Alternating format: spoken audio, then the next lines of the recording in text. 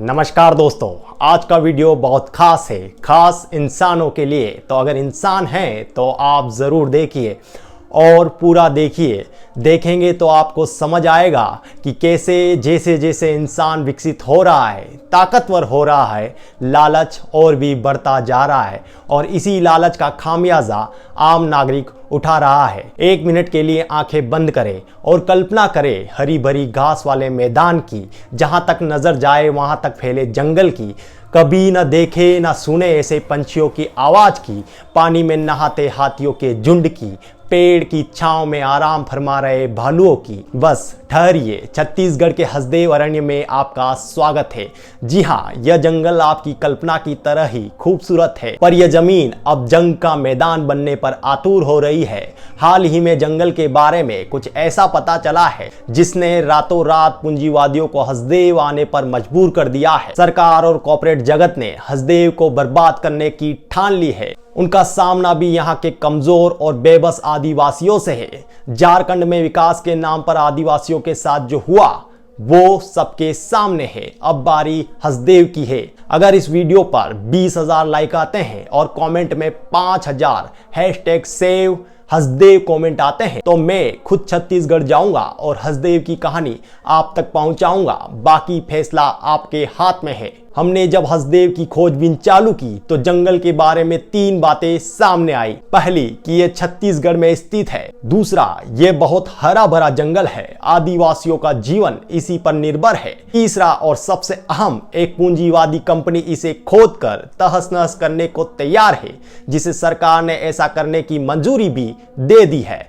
हालांकि इन 3 बातों के अलावा भी हसदेव अरण्य में बहुत कुछ खास है। हसदेव अरण्य भारत के सबसे पुराने जंगलों में से एक है। यह कितना बड़ा जंगल है इसका अंदाजा इसी बात से लगाया जा सकता है कि जंगल का क्षेत्रफल 2000 वर्ग किलोमीटर, यानी दिल्ली, बेंगलुरु और मुंबई जैसे शहरों को मिला दिया जाए तो भी ये उससे बड़ा है। यहाँ करीब 3000 किस्म के पेड़ पौधे हैं, करीब 3000 प्रकार की औषधियां हैं, सैकड़ों की तादाद में जानवर बसते हैं। इसके अलावा जो सबसे अहम है वो ये कि यहाँ के आदिवासी परिवार आज भी इस जंगल पर निर्भर है, जिनमें सबसे खास पंडो और कोरवा है। पंडो जनजाति का संबंध महाभारत के पांडव कबीले के सदस्य के रूप में बताया जाता है, तो वहीं कोरवा जनजाति महाभारत के कौरव वंश का सदस्य होने का विश्वास रखते हैं। इतिहास के लिहाज से ये दोनों ही जनजातियां अहम है और इनका पूरा अस्तित्व जंगलों पर निर्भर है। लेकिन हमें क्या,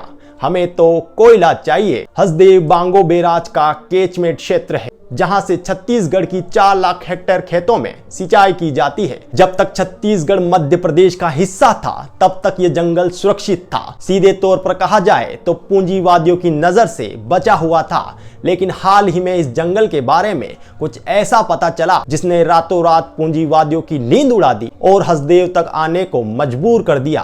अभी कुछ साल ही हुए हैं जब यह खुलासा हुआ कि हसदेव जंगल की हरियाली के नीचे काला सोना दबा है। काला सोना यानी कोयला, वो भी 1 बिलियन मीट्रिक टन से कहीं ज्यादा। अगर यहाँ कई दशकों तक खुदाई की जाए तो भी वो खत्म नहीं होगा। इस खुलासे के बाद हसदेव की जमीन कारोबारियों को सोना नजर आ रही है। इस खुलासे से पहले ही हसदेव अरण्य को 2009 में केंद्रीय वन, पर्यावरण एवं क्लाइमेट चेंज मंत्रालय ने खनन के लिए नो गो क्षेत्र घोषित किया था। नो गो मतलब जहां जाने की मनाही हो। लेकिन 2 साल बाद ही 2011 में तत्कालीन केंद्रीय पर्यावरण मंत्री जयराम रमेश ने इस क्षेत्र में परसा ईस्ट और कांटा बासन को यह कहते हुए सहमति दी कि इसके बाद हसदेव अरण्य में किसी अन्य खनन परियोजना को स्वीकृति प्रदान नहीं की जाएगी। परसा ईस्ट और कांटा बासन यह अडानी ग्रुप की छत्तीसगढ़ में स्थित कोयला खदानों के नाम है। पूरे इलाके में कुल 20 कोल ब्लॉक चिन्हित किए गए हैं, जिनमें से 6 ब्लॉक में खदानों के खोले जाने की प्रक्रिया जारी हो चुकी है। इन परियोजनाओं में करीब 1862 हेक्टेयर निजी और शासकीय भूमि सहित 7,730 हेक्टेयर वन भूमि का अधिग्रहण होना है। यानी ओपन कास्ट माइनिंग के लिए 2000 एकड़ में फैले जंगल का सफाया करना पड़ेगा। अगर खुदाई होती है तो आदिवासी बेघर हो जाएंगे, पर्यावरण को बहुत नुकसान होगा। बस इसीलिए हसदेव क्षेत्र के 40 गांवों ने मिलकर हसदेव अरण्य बचाओ संघर्ष समिति बनाई है, जो बीते 6 सालों में लगातार आंदोलन कर रही है। आदिवासियों का कहना है कि जंगल उत्पाद और खाने की चीजें देता है, जैसे महुआ, साल, तेंदुपत्ता, चिरौंजी, मशरूम और आग के लिए लकड़ी। तेंदुपत्ते से वहां के निवासरत आदिवासी परिवार को सालाना 60 से 70 हजार रुपए की आमदनी होती है। तो ऐसे में सबसे बड़ा सवाल, अगर जंगल बर्बाद हो गए तो इन परिवारों का क्या होगा? क्योंकि इससे पहले भी आदिवासियों के पुनर्वास की खामियां सामने आ चुकी है। कहीं ऐसा ना हो कि सहरिया और बेगा जनजातियों की तरह हम इन्हें भी खो दें। वहां के आदिवासी ग्रामीण बताते हैं कि जंगलों की लगातार कटाई के कारण जानवरों का घर छिनने लगा है। कोयला चाहिए तो जानवरों को मरना होगा, मर भी गए तो हम तो बाहर से इंपोर्ट कर लेंगे। बाहरी देशों से जानवरों को मंगाया जा सकता है, इसका उदाहरण हम देख चुके हैं।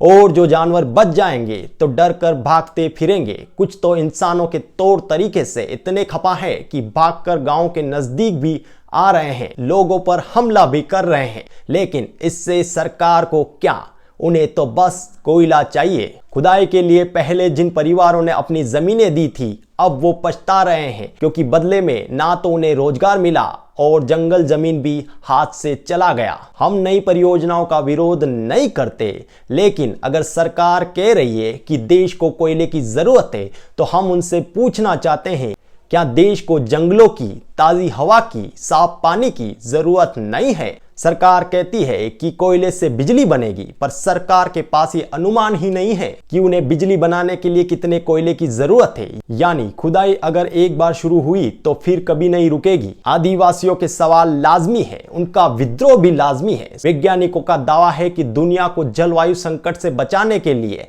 1000 अरब पेड़ लगाने की जरूरत है। इतने पेड़ अगर वाकई लग जाए तो वे 830 अरब टन कार्बन डाइऑक्साइड को सोख लेंगे और दुनिया जलवायु संकट के घातक परिणामों से बच जाएगी।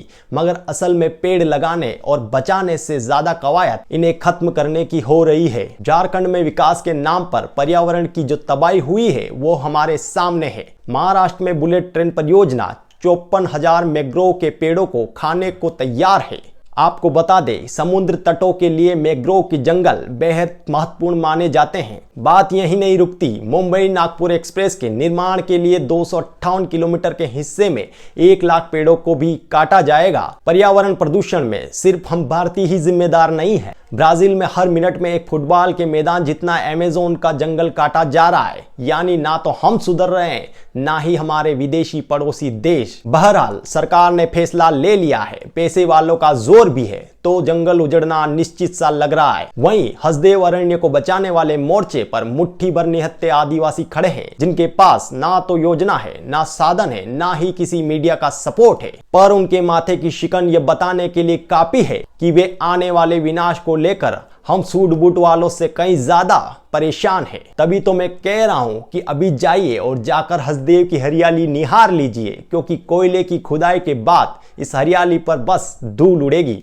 लेकिन अगर हम और आप मिलकर प्रयास करें तो हसदेव के जंगलों में कुछ पेड़ तो बच ही सकते हैं। अगर आपको भी हसदेव के बारे में ग्राउंड रियलिटी जाननी है तो वीडियो को 20,000 लाइक से भर दीजिए। फिर देखिए कमाल, आपका ये भाई छत्तीसगढ़ में भी बेबाकी से सबकी पोल खोल देगा।